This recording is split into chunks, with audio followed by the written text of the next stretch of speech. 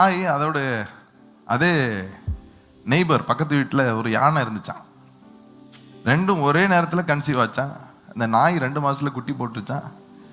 கன்சீவான யானை குட்டியே போடலையா. அப்புறம் அந்த 2 மாதம் கழித்து அந்த 2 மாதம் போனதுக்கப்புறம் திரும்ப 5ஆவது மாதம் திரும்பியும் நாய் கன்சீவ் வச்சான். இந்த யானையை பார்த்துச்சான், ஒரு நக்கால் சிரிப்பு சிரிச்சுச்சான். திரும்பியும் அடுத்த 2 மாதத்தில் திரும்பியும் குட்டி போட்டுருச்சான்.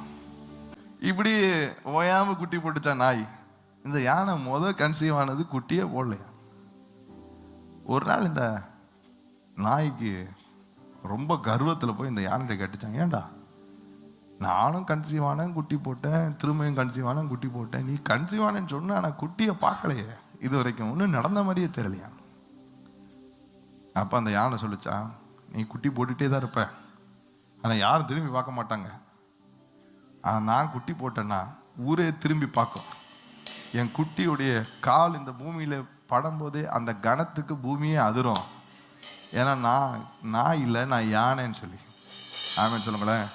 அப்படித்தான் ஓடுகிறவர்களுக்கும் பறக்கிறவர்களுக்கும் ஒரு ஒரு ஒரு ஒரு டிராஸ்டிக் டிஃப்ரென்ஸ் இருக்கும். ஓடுகிறவர்களை பார்த்தால் இன்னும் ஓடிக்கொண்டே இருக்கிறார்கள். 2 மாசமாக தான் தெரியும். ஆனால் பறக்கிறவர்கள் ஒரு நாள் செட்டைகளை அடித்து எழும்பும் பொழுது எட்டி பிடிக்க முடியாத உயரத்தில் பறப்பார்.